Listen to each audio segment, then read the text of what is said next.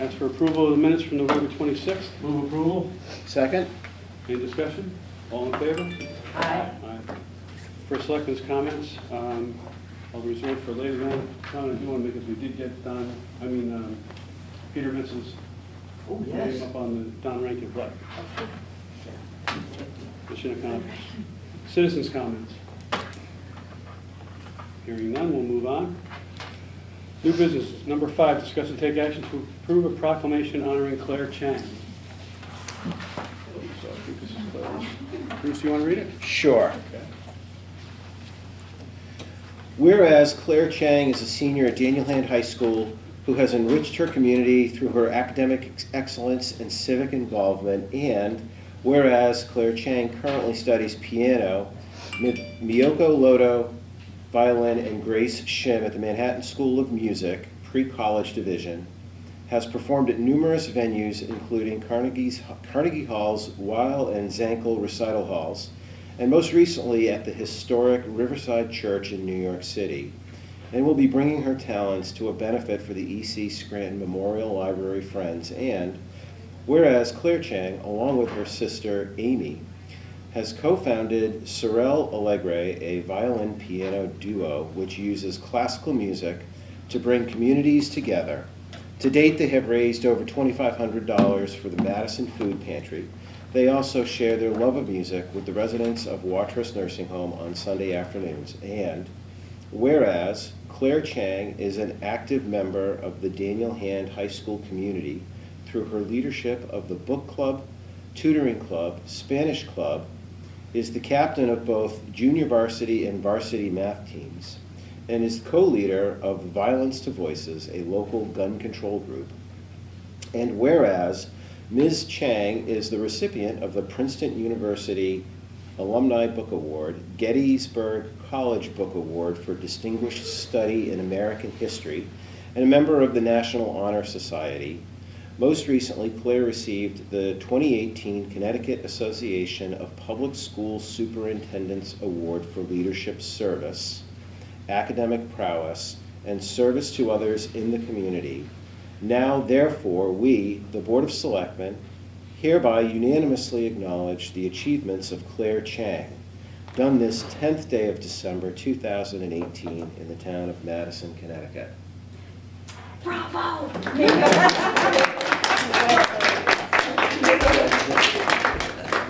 Tell you. It was supposed to be for Amy Chang too. We have one. Oh, you're gonna So we make a motion for the proclamation. So moved. I'm so Second? sorry. Second? All in favor? Aye. Great. Number 6, discuss and take action to approve a proclamation honoring Amy Chang. Al, you want to read it? Oh, certainly. Okay. Whereas Amy Chang is a student at Daniel Hand High School who has enriched her community through her academic excellence and civic involvement. And whereas Amy Chang currently studies piano with Miyoko Loto at the Manhattan School of Music, pre-college division, and has been invited to perform at Carnegie Hall's Zankel and Weil recital halls, Mozart House, and Erbar Saal on numerous occasions. And whereas Amy Chang, along with her sister Claire, has co-founded Sorel Allegre, a violin-piano duo which uses classical music to bring communities together. To date, they have raised over $2,500 for the Madison Food Pantry. They also share their love of music with the residents of Watrous Nursing Home on Sunday afternoons. And whereas Amy Chang is an active member of the Daniel Hand High School community, has recently earned her varsity letter in cross country, and is a peer-elected member of student leadership. Whereas Ms. Chang is also a member of Tiger Tracks, a group that works with special needs children to learn the basics of track and field, and is a member of the Interact Club, a school club affiliated with the Madison Rotary Club, which raises money to support the local food pantries and the Call to Care Uganda. Now, therefore, we, the Board of Selectmen, hereby unanimously acknowledge the achievements of Amy Chang on this 10th day of December, 2018. Bravo.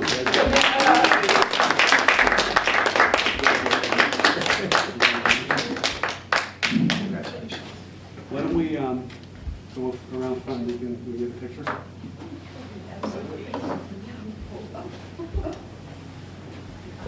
We're going to come over here.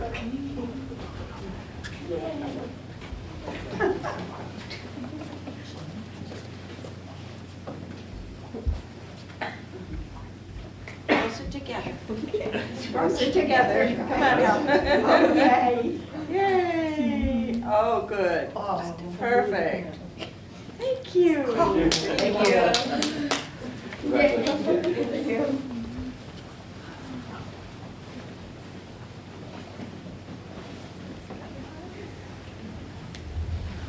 Of course, now, the price that you have to pay for those, you have to stay for the rest of the meeting. You'll have to talk to the No, you don't. principal about that. No, you really don't.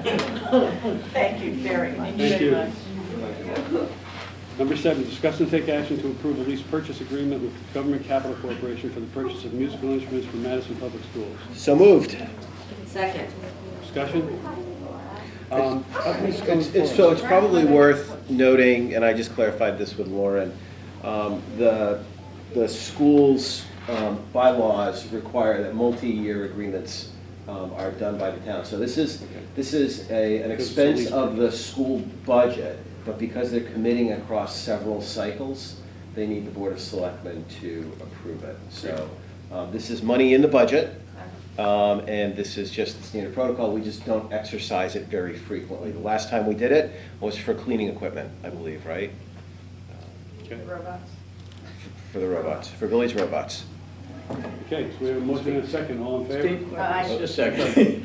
Stacy, is this the first time we're using this kind of approach? Yeah. Fun this- musical yeah. instruments? Yeah, it's been on the docket for a while to try to purchase the equipment, and we really couldn't do it, so this was the most affordable way to do it, to build it into the budget for this current fiscal year, so, and Is the school board contemplating using this financing technique for other things? not that I know of right now, but perhaps if something else similar comes up, but this was the only item that we were considering right now. Thank you. Would this ever fall into a CIP? I don't think so. It's more of an operational purchase. They're small items individually. I can't see it falling under a CNRE fund. You know, we really don't have another fund that could capture that type of item. It would have to be a school instrument fund. It would have to be Sure. its own. True. So what type of instruments are we buying? I mean, what don't- Sousaphones, like all types of musical instruments. Yeah. Yeah, big ones Okay. that, yeah, Kids don't stay know about it. at the school. Yeah. Yeah. Stacy, where do we find the requirement that the Board of Selectmen has to participate when it's more than a 1 year? That's in the Board of Selectmen policies. Both the Board of Selectmen and Board of Finance have to approve every lease, whether it's for the town or the Board of Ed. And the Board of Ed already approved the purchase as well. So we had a motion and a second. All in favor? Aye. Thank you. Number 8, discuss and take action to enter into a business card agreement with People's United Bank and to approve a resolution stating the same. So moved. I'll Second. Yeah. Okay. Stacy, you want to talk about this? Sure. So for a while now, probably since I came, we've been talking about the absence of a credit card for certain employees. For example, facilities or public works, if all of a sudden there's an emergency, they run out and get reimbursed. They pay for it themselves and have to get reimbursed. There's also instances where we register for classes and they only take credit cards. So we'd have to pay it for out of our own pocket and then get reimbursed. So we kind of want to get rid of that process. So now that we started this new arrangement with People's Bank, they had this available for us. So what we're doing right now is just approving it. We will come up with a process. We'll decide what limit we want to place on the credit cards and who we want to have the credit cards. We'll also leave a generic one. The thought process is one in the selectman's office and one in the finance office. So if there's an emergency or a big storm coming up, that we have one with a bigger credit limit on hand, but they would be kept safe in our departments. So a couple weeks ago, I went to a COG meeting for purchasing agents, and they talked about this. So I took a bunch of notes and I brought back some information that we might want to look at. Okay, Okay? Stacy, will the individual credit card have an individual name on it? Yes, each credit card will be assigned to that specific person. And also, we can go online onto the e-portal and see all of that activity at any time. So the controls are there. I'm not worried about that. And I believe our thought is to keep the limits lower for the individual cards that go to the departments. Will you be seeking any sort of requisition permission before the card is used? So there'll be a documented approval of the card use before it's used? Hopefully, unless it's on the weekend or during a storm where we can't get through the accounting system to go approve it. But the process will say, as soon as you get back into the office or immediately, please send it to the secretary to enter in the requisition. So before we make any payment, we will make sure that the approval process happened. And who exactly are you expecting to give the cards to? Well, I didn't reach out to the individual departments, and Tom and I haven't really had the chance to discuss it yet, but the thought is, you know, like the Public Works Department, Facilities Department. I don't know if the Police Department, I don't know, we need to. Beach and Rec makes those kind of purchases. Yeah, that's right, I was thinking building and grounds, Yeah. right. So those are the type of departments that would have them. But if somebody wants to register for a class, I would say they would have to come into my office and we can use a credit card that we store in our office. Okay, so this document is allowing you to create the account that allows us to get the cards. Correct, And then you would be the administrator? correct. Okay. I'm good. Fine. Okay. So we have a motion and a second. All in favor? Aye. Aye. Thank you. Number 9, strategic plan update. So there isn't much of an update right now, except that there are 2 workshops this week on Wednesday and Thursday evening from 5 to 8 p.m. each night. Those are for the Board of Selectmen, Board of Finance, Board of Education, and then the staff members that were also part of the one-on-one interviews. And essentially what's going to happen at these workshops this week is the strategic plan consultant will come back from Ohio and they will report to everyone on exactly all of the data that they have compiled to date. So they're going to give a summary of the town. They're going to give a summary of the findings from their one-on-one interviews, a summary of their findings from the 2 community input sessions and the community input survey. And then they're going to give the Board of Selectmen some pointers on how to move forward with creating a draft document. After the workshop on Thursday, they'll take back all of the conversation that they're going to have over those 2 evenings, and they'll create a draft document to submit to the Board of Selectmen. Great.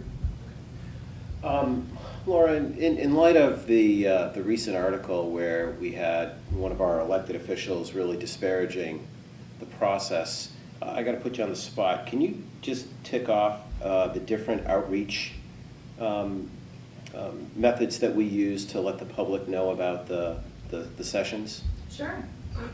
So the community input sessions were initially scheduled for November 15th and November 27th. Legal notices were posted in the New Haven Register and the Source.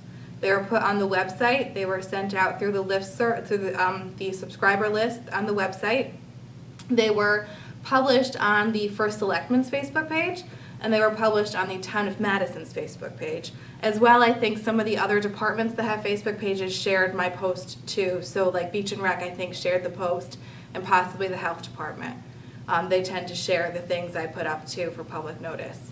When we had to cancel the November 15th, that Thursday evening before Thanksgiving because of the snowstorm, we published the same places that we were postponing it to an afternoon session on the 27th of November. So again, it was on the website, it went to the subscriber list, it went to all the Facebook pages that we could possibly think of, and I also printed a correction in the New Haven Register for that one. Unfortunately, Because of the publishing deadlines for the source, I couldn't get a correction into the source, but the correction did go to the New Haven Register for that reschedule.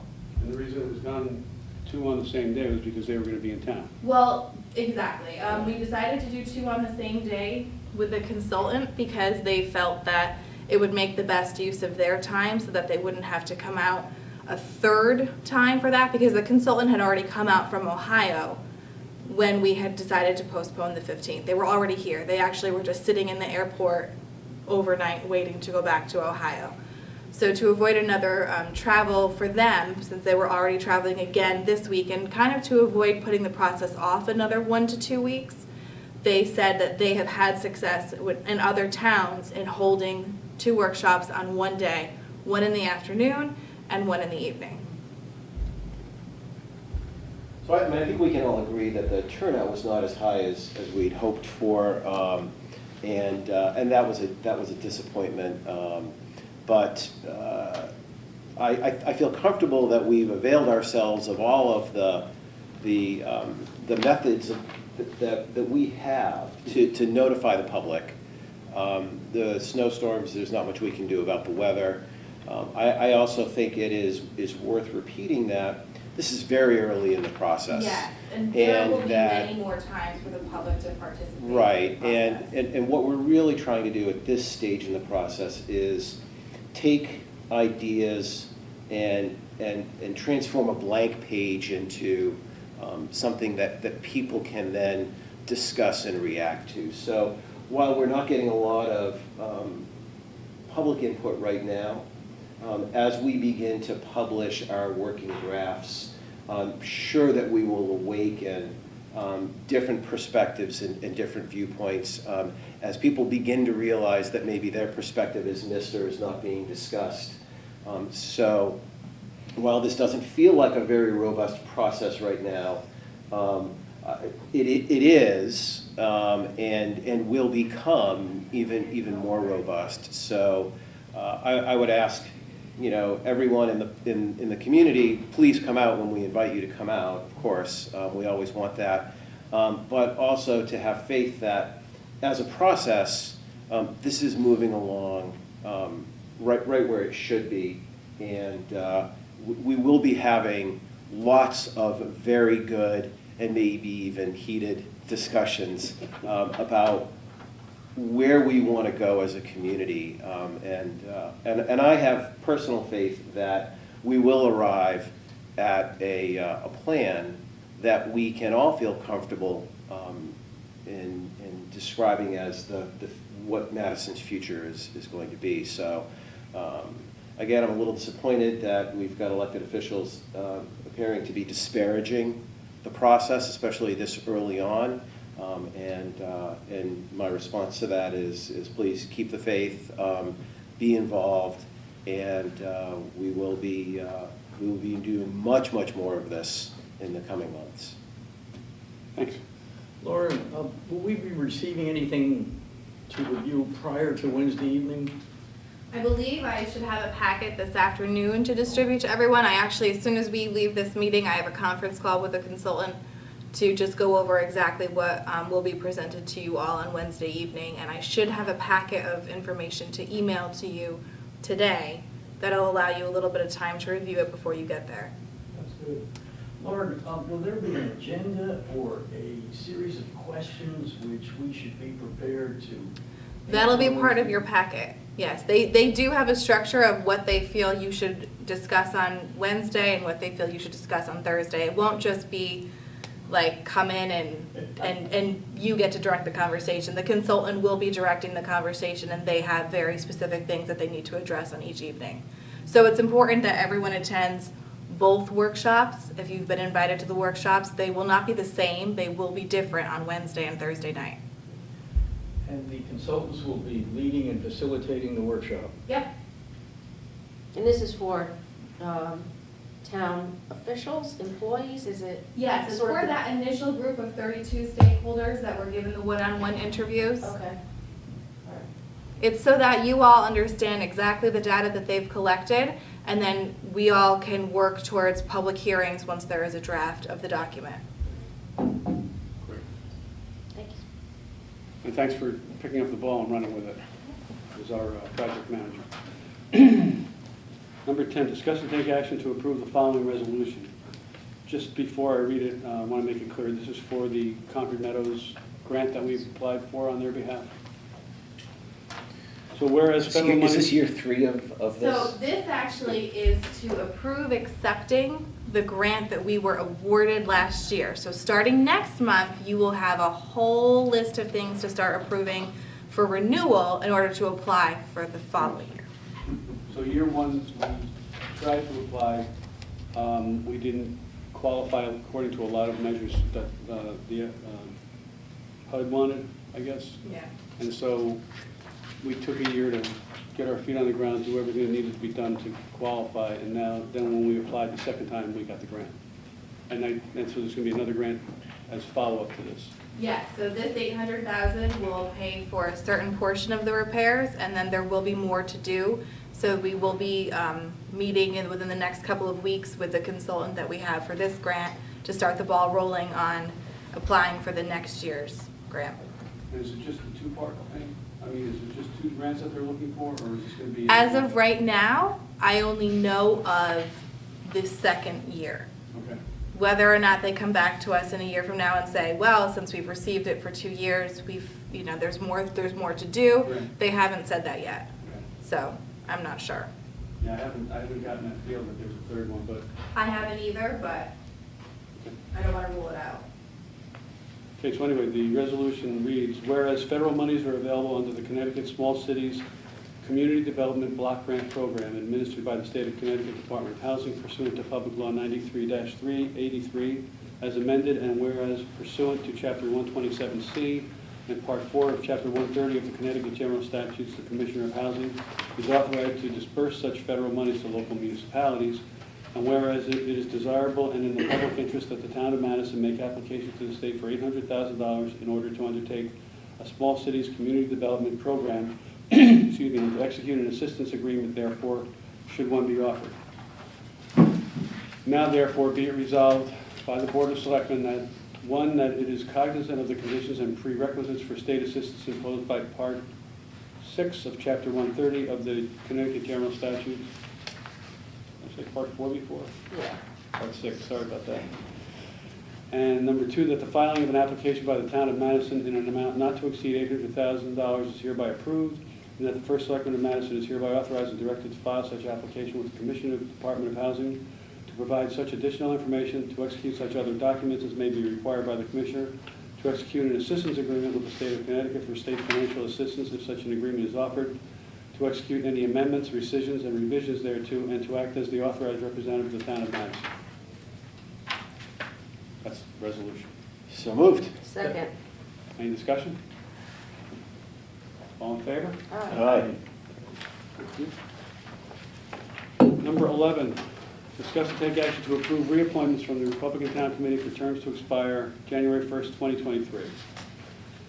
Vince Dusick, Beach and Rec; Shane Cook-Ruda, Beach and Rec; John Dean, Blight Appeals Committee; Richard Gedney, Blight Appeals Committee; Ken Monroe, Land Acquisition; Wanda Pellegrino, Land Acquisition; Tracy Youngst, Energy and Efficiency Committee; Joe Mako, Fireman's Benefit Committee; James Madison, Fireman's Benefit Committee; Thomas Berlin, Planning and Zoning; John Mathers, Planning and Zoning; Dale Cash, Senior Commission; Lori Murphy, Senior Commission; Sherry Percelli, Senior Commission; Steve Nicotuck, Shellfish Commission; Joe Laporte, Shellfish Commission Alternate; Kathleen Dess, Youth and Family Services Board; and Art Simons, Youth and Family Services Board.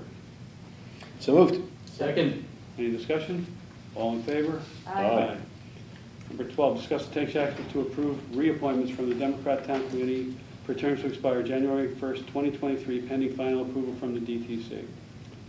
Pamela Green, Beach and Rec; Dick Everett's Energy and Efficiency Committee, alternate; Sinead Hay, Land Acquisition; Sinead Hay, Planning and Zoning, alternate; Wendy Oberg, Senior Commission; Edward Raff, Shellfish Commission, alternate; Terry Reinhardt, Shellfish Commission; Kevin Clark, Shellfish Commission; and Pamela Davies, Youth and Family Services Board. You forgot James Ball. No. No, I didn't. Oh, you didn't? No. Yeah. Sorry. Do you want to make a motion? Oh, I'm sorry. Yeah, so moved. Second. All in favor? Aye. Aye. Discuss and take action to approve reappointments from the Democrat Town Committee for terms to expire January 1st, 2024, pending final approval from the DTC. Thomas Boyle, Historic Commission, Carol Snow, Historic Commission alternate. I believe that's the Historic District Commission in both cases. So move. Second. All in favor? Aye. Number 14, discuss and take action to approve a line item transfer request of $122,979.73 from salary adjustments and the account number for salary reconciliation into town departments. And you have a copy of the line item. So move. Second. Stacy, maybe you could just do a quick explanation of the mechanics. This is mechanical. Can you just explain the mechanics of what's going on? Sure. What we do is when we budget salaries, we keep the salaries as is in that current fiscal year for the following fiscal year. And we, any increases in COLA or contractual, we put in this 8150 salary adjustment account. When it comes to fruition the following year, we move the money over into the proper accounts. So this is all planned money. We were expecting to do this. This is just the administrative follow-through on making the accounts whole. Correct. Okay. Any discussion? All in favor? Aye. Move that we go into executive session for the purpose of discussing strategies in negotiation and invite Deb Millardo. Is that it, or are we going to invite Laura, you want to stay? Yeah. Okay. I don't think you need to right now. Okay, so just Deb. So just Deb. I have a motion. Second. All in favor? Aye.